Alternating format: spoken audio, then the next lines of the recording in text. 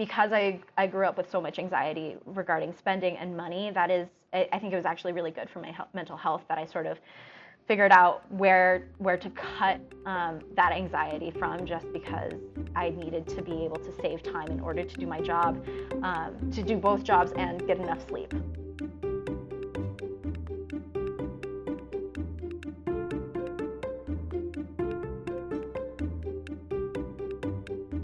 Welcome to the Personal Finance for PhDs podcast, a higher education in personal finance. This podcast is for PhDs and PhDs-to-be who want to explore the hidden curriculum of finances to learn the best practices for money management, career advancement, and advocacy for yourself and others. I'm your host, Dr. Emily Roberts, a financial educator specializing in early career PhDs and founder of Personal Finance for PhDs.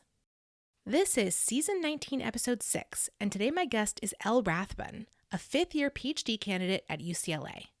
This is a continuation of conversations started in the last episode.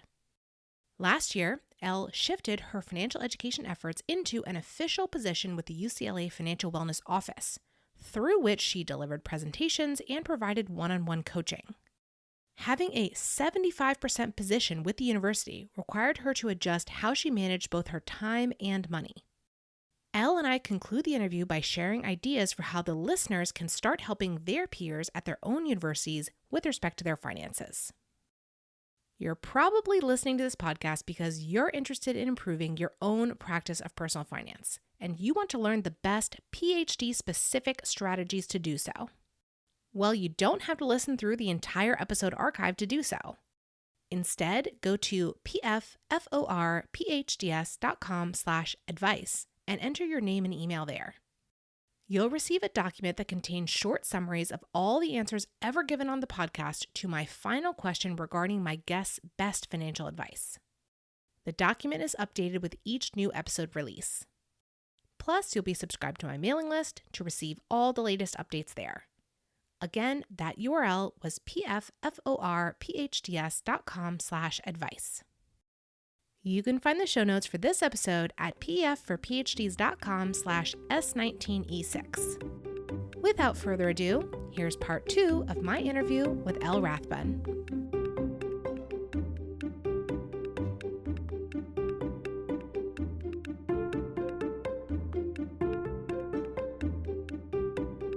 I'm curious what you learned once you said you had to get up to speed on student loans and so forth. That makes sense. Once you started talking outside of your biosciences peer group, were there any, aside from the financial things you already brought up, there were more like taxes and bureaucratic kinds of things, any financial patterns that you noticed or issues about the PhD community more broadly at UCLA? Like what were people struggling with, or what do they have questions about, aside from retirement, aside from taxes, aside from paychecks? One of the main things was motivation. And so this is mostly to speak about the wellness side of it, but it has a huge impact on the financial side of it. And so people just didn't seem, it's really hard to convince someone to save for something that's like 30 plus years out, right? And so a lot of the people I talked with, they just needed to feel a little bit more motivated, or they're like, I know I need to start investing, I have no idea how. But also, I think credit cards were a huge aspect of it as well. I think there's a lot of misinformation about how to pay off credit cards and when to pay off credit cards. And so I think credit card, like debt in general, and student loans, as well as just motivation of how to get organized to the point that you then felt comfortable going forth and either paying off that debt or investing or just saving or just spending certain things. And so there was that. There was also just what resources are available. UCLA is phenomenal in terms of offering so many student resources. Besides financial wellness, we also have like loan services where you can talk about your student loans and figure out a repayment strategy. But student legal services was incredibly helpful to me when I was figuring out some stuff with like my employment and the pay schedule and overpayments. so I think there are just so many resources that students are not necessarily aware of or they needed to be reminded of. And so just being able to point them in the right direction was a huge thing that we talked about. And it wasn't a huge burden to me. I was like, oh, there's an office specifically for that, and they're much more capable of talking about that. So I would just redirect them to there.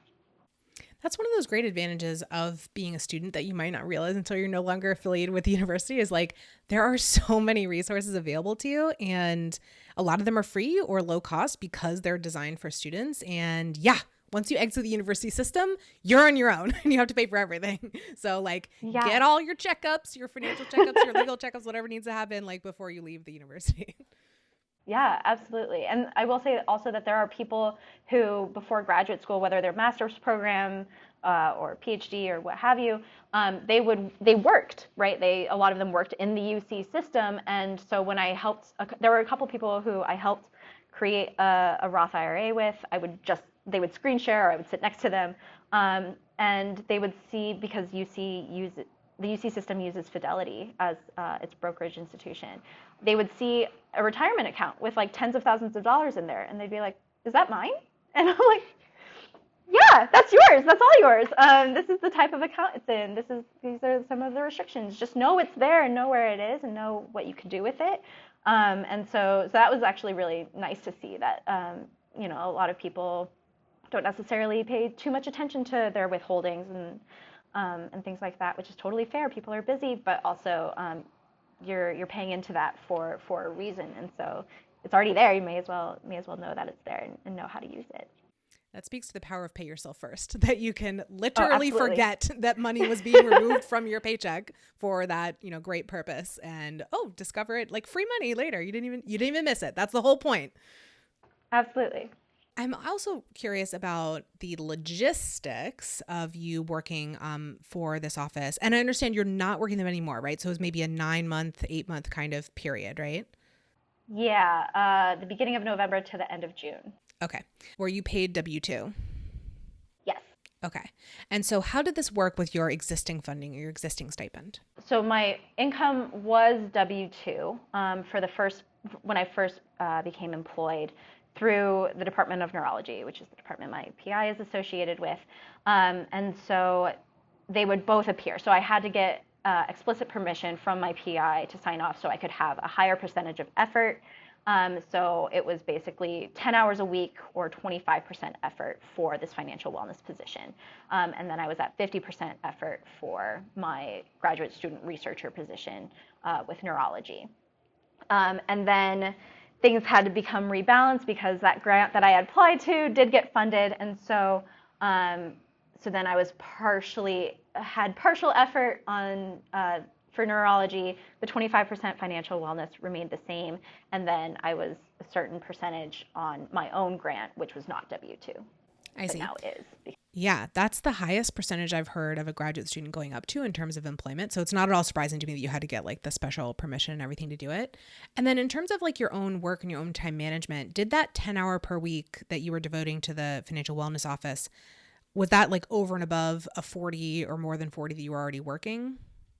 Yes, very much so. And so it is one of the things that I had laid out in that initial email to my PI requesting to be able to apply for this, and then eventually if I got it, that he would sign off on this. And he's been nothing but supportive. He's been phenomenal in this whole process. But one of the things I laid out was this is not a zero-sum game. This will not take away from my time or effort in lab. I am one of those people who the more things I have going on, the more productive I become. So I maintained many hours in lab, and that never faltered during my time. One thing that I had to come to terms with was I had to be okay with spending more. So I knew that if there was a way to save time in my personal life, even if that meant spending a little bit more, I had to take it. So I didn't meal prep as often, and I didn't drive out of my way to get the cheaper gas because that takes like 20 minutes. And so there were things that I just had to come to terms with. It was definitely a net gain. I was paid $24 an hour for that position, and so that added up in a month. But because I grew up with so much anxiety regarding spending and money, I think it was actually really good for my mental health that I sort of figured out where to cut that anxiety from, just because I needed to be able to save time in order to do my job, to do both jobs and get enough sleep, and serve as a mentor to my undergraduate students and a rotation student who was working on my project, and just to make sure I wasn't slipping in any major areas. I had to be able to pay for saving time. So tell me if you thought about it this way, but I guess the way that I would think about this is that despite the fact that it was associated with the university, you had to get the special permission, you're paid by the university and all of that, essentially what you were doing is you had a side job, you had a side hustle. Maybe you were doing it, during your regular, what other people would consider their, 9 to 5. You had permission to do it, but essentially it was a side job. And really what this is kind of a hobby that you decided to monetize, right? So it's something that you clearly had been devoting time to before that point on a volunteer basis. And then you switched at least some or maybe all of that effort into this paid position. And so it absolutely makes sense to me. It's essentially like you took on a side hustle, right? Absolutely. Yeah. And then the other thing that I'm thinking about this is that just what you were talking about there of making the decisions of okay, I need to manage my time a little bit differently. I need to manage my money a little bit differently because I have this extra position. Probably all the work that you've been doing in YNAB and everything really helped you make those decisions because you already had a really good perspective on what you're spending, how you're managing your time and so forth. And so it was probably very easy for you to make decisions about what you could shift now that you had more money, but a little bit less time.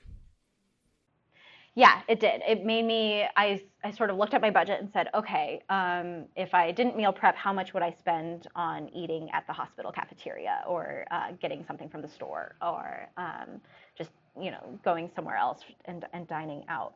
And so I knew exactly how much I was comfortable increasing my food budget, my gas budget. And I think those were the two main things, but I also had to look at my calendar. So I think part of it is financial, absolutely, and part of it was also where is this coming from in terms of time. So I stopped giving strangers advice on Reddit. That was one of the boundaries for me. I'm like, okay, I can still read stuff and still look for opportunities and resources, but I'm going to spend less time writing paragraphs. I also had to create a Reddit boundary with myself because I loved it so much. I could not continue at all. And after ending the position, then I sort of slipped back into that. But really figuring out where that time was going to be coming from was essential. And just relying on every day, I would just wake up. I had no idea what I did the day before. I had no idea what I was doing that day. I just had my Google Calendar tell me everything. So yeah, it was very busy, but I loved it so much. I don't think there's ever been another time or activity in my life where I felt like I was making such a huge positive difference in other people's lives. And so that was incredibly rewarding to me. But you're not with them now, right? Because I think you said I'm not with them now. Sometimes the structure changed, but you ended the position basically last June. Yes. So I got my NRSA funded, and that started in 2024. And so the NIH has the stipulation that I can't work more than 25% elsewhere. And there was a little bit confusion around that. I thought, great, that's financial wellness, 25%. However, I'm at 21% effort with neurology. So essentially what it boiled down to is if I had taken the financial wellness position for this coming year, I would be at 46%, which is significantly different. And then, so I wouldn't be able to take that position. And I would still be able to continue it theoretically if I was willing to decrease my neurology appointment. So essentially I would be paid less for the same work because I'm really working for neurology no matter what. Yeah, the PhD has to get finished. Yeah, exactly. I'm like, well, I have no other choice. But so that became the question to me is, am I willing to essentially not get paid anymore to keep this position? And because I had to make sacrifices in my life that cost more, I wasn't able to, I decided against against maintaining and keeping that position. And so I'm so excited. Like financial well, they're right across the street from my lab. I told them I will be at their events. I am still in touch with coaches in that office and with the director. But in terms of can I do 10 hours a week for the next year without additional pay, the answer to that was no. Yeah. And so I'm wondering, you mentioned your Reddit usage came back once the Yes. once the position ended. Have you made any other shifts to like sort of scratch this itch in the personal areas of your life? Like, are you back to chatting with your peers more? Like, what's changed? Absolutely. Yes. So I think my peers are tired of listening to me. I do post a lot on our Slack. We have I created a financial channel on our Slack. So if there's something that I discover, for instance, you can pay taxes with PayPal. And so that's one way I scratch the NSID or the neuroscience and PhD specific itch. I also started volunteering for junior achievement in SoCal, and so that's more focused on educating young people, so middle schoolers and high school students. And so that's been incredibly rewarding. And I just started this summer because I knew there is an itch to scratch, and their headquarters are fortunately really close to where I live. And so just doing a lot of like work in the community and talking to individuals and sort of just always being open. I always like, if I'm introducing myself, not necessarily the first thing I say, but also it's a huge part of my identity in that like I have a passion for personal finances. And so I just have friends who aren't associated with the university at all who are then open to budgeting. I have friends who do a lot of like freelance work in the entertainment industry, and so I talk about YNAB with them. And so I think just sort of putting myself out there, there are things that I don't need to share. I don't need to share what banks I bank with or my net worth or anything to have a good discussion in that, like, oh, I love my budgeting software, or oh, I have so many thoughts about student loan repayments and things like that. So yeah, just putting myself out there and doing more work in the community, but on a more flexible schedule and timeline. Emily here for a brief interlude. I'm hard at work behind the scenes updating my suite of tax return preparation workshops for tax year 2024. These educational workshops explain how to identify, calculate, and report your higher education-related income and expenses on your federal tax return. For the 2024 tax season, starting in January 2025, I'm offering live and pre-recorded workshops for U.S. citizen and resident graduate students and postdocs, and non-resident graduate students and postdocs. Would you please reach out to your graduate school, graduate student government, postdoc office, international house, fellowship coordinator, etc., to request that they host one or more of these workshops for you and your peers? I'd love to receive a warm introduction to a potential sponsor this fall so we can hit the ground running in January serving those early bird filers. You can find more information about hosting these workshops at pfforphds.com/tax-workshops. Please pass that page on to the potential sponsor. Now back to our interview. So I see a lot of parallels with my situation when I was in graduate school, engaging in many of the same activities. What I was doing at the time was blogging about personal finance because blogging was a thing back then, 10 plus years ago. So I think because I had this blog and it wasn't like anonymous, like I would, link to it, on like my personal like social media page or something like, and I would talk about it with my peers too. I was open. It was clear to other people that I was open to talking about this stuff because I talked about it on the internet. Now, fast forward, we're in 2024. Blogging is not so much of a thing now, but creating social content is. So you've talked a lot about creating actual in-person, face-to-face connections, with your peers and with the people you've met through the financial wellness office. And that's amazing. I'm wondering if you do any content creation or if you're interested in that, sort of for the wider internet. Great question. I am actually writing a book, which is nowhere near being ready for a manuscript or anything, but something that came up as a Questbridge scholar and a PhD student is that a lot of people just need to know where to start. And I think a lot of people and probably a lot of listeners know, like, oh, okay, I know I need to invest. I know I need to save. I know I need to pay off debt. But it's really hard to know what order to do things in, and to feel comfortable in whatever you pick. And so I'm sort of putting together lessons that I've learned from those coaching appointments into a book that will hopefully be available for very, very cheap or free, and sort of putting that together in a more synthesized, very thoughtful way. I do avoid social media just for my own like mental health and benefit. Reddit is really as far as I go. Reddit and LinkedIn, but I've never really like posted on LinkedIn. Except for like one review article that I wrote. And so, but yeah, so I do want to have like a choose your own adventure book, hopefully physical, but maybe just published as an ebook as well. And that's sort of the brainchild of conversations I've had with fellow QuestBridge students and with the founder of QuestBridge as well. So they've been hugely supportive even after I've long graduated from undergrad in helping alumni try to figure out where to go from here. Like, okay, great, you started your new job.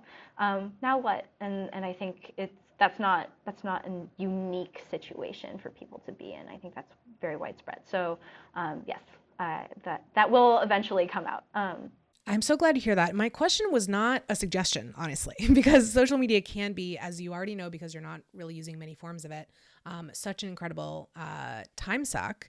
And it also doesn't necessarily, some people can blow up from it and, make it their whole thing or their whole business or whatever. But I think because you have this other career that you're pursuing, a book is an amazing place to put all of your thoughts and knowledge and observations and what you would guide other people to do. And it's I'm a reader, I love consuming books. And so I just think it's a wonderful format for teaching.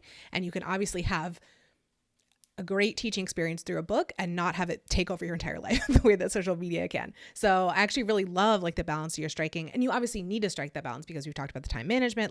You can't be on socials all day long because you have so much to do. So I'm really glad to hear that. And I would love to, when it's finished, I'll help promote it. Let me know, podcast listeners, I'm sure would be interested in seeing it as well. So that's amazing. I'm really glad you're working on that project. Thank you. Yeah, I'm very excited about it, and I think I in terms of content creation, I do it like I do investing. I set it, forget it. I don't want to have to maintain something, because I know that it'll just always be omnipresent. And so I would like to focus on my research, but I absolutely want to sort of compile everything that I've learned and put it out there because I'm going to do it anyway. May as well be something that's accessible. Yes, I'm so glad to hear that. Maybe there are some other listeners to the podcast who, like you, were listening for a long time, got really excited about personal finances, wanted to, read other books, consume other material, learn a lot, and they have a lot of insight into how things work at their university in particular and all the idiosyncrasies that go along with their own experience as a graduate student at their university. Do you have any suggestions for listeners on how they might do some of the things that you've done or similar things, just how to help their peers because they have so much of this institutional knowledge and how can they pass that on? Yes, institutional knowledge is the first phrase that popped into my mind. So do whatever is sustainable. And if there's one particular person who's driving this, or one particular person, for instance, like a student affairs officer who will be at the university for a long time, or even a professor, if they are okay with just owning a Google Drive, that's really what my resources are. They're just all in a Google Drive. I can share it with anyone. It's publicly available. People can share the links to it. I don't care if anyone from outside of UCLA sees it. It's great. But sort of just, I think whether it's an individual effort or a group effort, just start. So if you give a presentation, even if it's 15 minutes of how to sign up for direct deposit or how to enroll in your university's retirement plan, etc., just write it and just put it somewhere. And I think once you have somewhere to put it, then it makes writing it even easier. And a lot of the content I've created and a lot of the resources I created took me maybe an hour, sometimes less, sometimes a little bit more, but just having a place to stick it where it could be organized. And then I can create copies of, for instance, I create copies of my managing finances presentation for orientation every year, and I edit it, but it always just gives me a launching point. And so finding a place to stick that institutional knowledge and then just doing it, or hosting a conversation, creating an outline of what you might want to talk about with your peers. Maybe there's a question you don't know the answer to that maybe just a discussion with a few people who are older or have been in the program longer that they can answer, I think is huge. So few people know exactly what they're doing. And so I think the more we talk about it, especially with people in similar situations with us, as us, is incredibly useful, just to have those conversations, and then someone can just take notes and then stick it in whatever Google Drive or Box account that they have. But it's surprising how quickly those resources build up once you just dedicate yourself to, okay, every time I have a discussion that's a little bit more structured, every time I have a presentation that's a little bit structured, this is where I'm going to put it. I think is useful, even if that's like something that's pinned on a Slack channel, which is currently what mine is. Yeah. I think that makes so much sense, especially the part about like where you started, which is to find like a sponsor whose tenure at the institution is going to last longer than any one individual graduate students. I love the idea of asking a staff member or a faculty member to house that, so they can, for years and, so to speak, generations of students to come, can keep pointing to it. Another suggestion to throw in there is to maybe involve a student organization, like your graduate student organization in your school or your university, or even at the departmental level, if that's where you went to start, like that's where you started. Those institutions, although the people change, the group itself stays on for, decades. And so that could be another place to house these kinds of resources. And I love that the way you phrased it as like sort of a collaborative effort. Like, yeah, you might be creating some resources or having some conversations, but also if you make it known that this is the place where these sorts of things go, other people can create them too. Anything they learn can go in there. So our episode from season 18, episode 3 with Dr. Carolina Mendoza Cavazos, she talked about, again, this institutional knowledge and how it built up with her over time. Very similar to the story that you've told as well, like some of those weird things about pay schedules and, tax withholding, all this stuff. So practically useful. And yet until you've lived through it, you don't know that it's coming. So just a place to house these resources so that people can get prepared for that month or two where they're not going to have paycheck, which is so scary. Or which I talked about with Carolina, like lapses in benefits if you don't handle like a transition between funding sources properly. Like just giving people a heads up that stuff is coming is so important. So I love this idea. Thank you so much for suggesting it. Anything else on that topic of like how people can help their peers if they're excited about this topic? I think if you don't have a financial wellness program or office at your university already, I think talking with administration, whether that's of your program or even higher, the way financial wellness at UCLA was started is like 10 years ago. Student feedback was, please give us a resource where we can learn about things like credit cards. We're getting this great education, but also there's things in our daily lives that we need to know that we currently don't have a great way of learning, at least through the university. So if a financial wellness office exists already at your institution, I think just going and seeing what resources they have.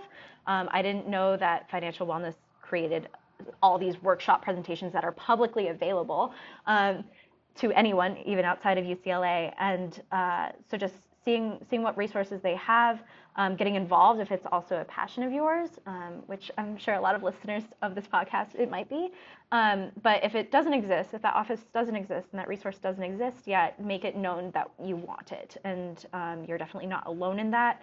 I think just having a lot of names on a letter could at least get the ball rolling for those future generations of students, because it worked at UCLA, and I think it's sort of continuing across the country as more and more financial wellness offices and programs pop up and start really helping students in a way that really matters.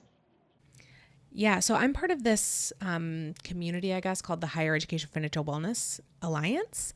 And it brings together financial wellness professionals from universities and colleges across the country. So when I attend like their conference, it seems to me like everybody has a financial wellness office. Maybe that's not the case, but I will tell you that a lot of universities have financial wellness offices. It's just that they might be focused on the undergraduate population. Now at UCLA, it sounds like they had like a position for like a graduate student, two graduate student peers, peer counselors at a time, which is amazing. I'll tell you that that's not common, but the more and more graduate students who go to their financial wellness offices and say, we want these resources. And by the way, we want them tailored to our specific situation because it is different than an undergraduate situation. The more and more they hear those requests, they will try to meet them eventually. But I think right now, a lot of these offices don't see graduate students ever. And so it's like they're just not talking to each other, right? It's not that graduate students don't need this information. It's just that they're not going to that specific source and asking for it, but they should. So yes, I agree. Amazing. Yeah, I think if you never speak up, right, then it's great to have, one Google Drive folder housed by like a professor, but think about how great it would be to, expand a university's financial wellness program to include or be more inclusive of graduate students. I think there's always going to be work to be done, but I think it needs to start with a voice. Awesome. Okay, well, let's end with the question that I ask all of my guests, which is, what is your best financial advice for another early career PhD? And that could be something that we've already touched on in the interview, or it could be something completely new. Yes, I thought a lot about this because I knew the question was coming. But I think, there's of course the starting a Roth IRA and budgeting, but I think the main advice I would give is to make time. I think it's so easy to put off something because this is sometimes scary for a lot of people if you've never invested before, if you've never even heard of something. Just make time, set a schedule. Maybe for me, I set aside 2 hours every week where I focus 2 hours every 2 weeks to focus on only my finances. So I pay off my credit cards, I check my credit report sometimes, I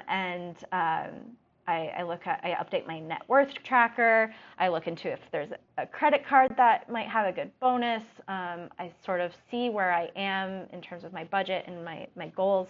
And then I also look at like potential investing opportunities. My investing strategy is pretty set in that I don't want to really touch it. But when I was first starting, I think just making myself make time for it and then dedicating only those like 2 hours of just educating myself, figuring out what an index fund is, what I wanted to do in terms of like tax strategy, all that stuff, paying taxes, etc. I think it starts with making time to do it and not putting it off. I love that piece of advice. Some people call this a money date, a recurring money date that you have by yourself or with your partner or whatever your applicable situation is. I would also add in there, all the things that you listed are things that you can do either every time you have the money date, or maybe they're sort of seasonal or occasional. But I would also add in consuming content. So like maybe that's, okay, I have 2 hours set aside every 2 weeks and it took me 75 minutes to do my tasks, and I have another 45 and I'm going to read a book, or I'm going to listen to this certain podcast or whatever, just to like further that. And I love that, keeping that space on the calendar. You obviously do block scheduling with your calendar, time block planning.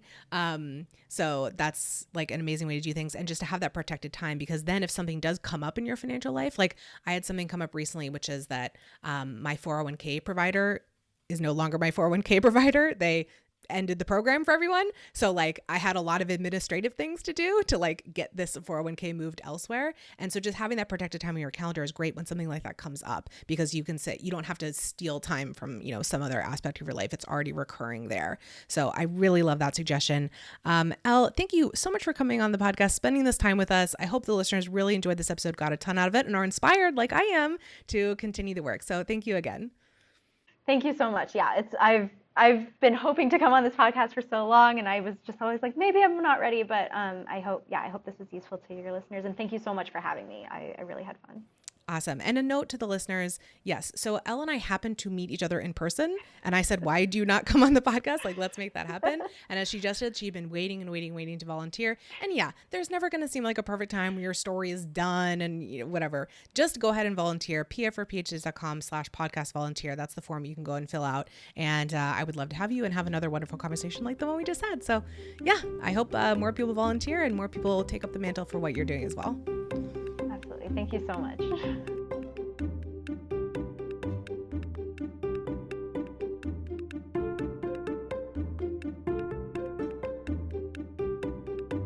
Listeners, thank you for joining me for this episode. I have a gift for you.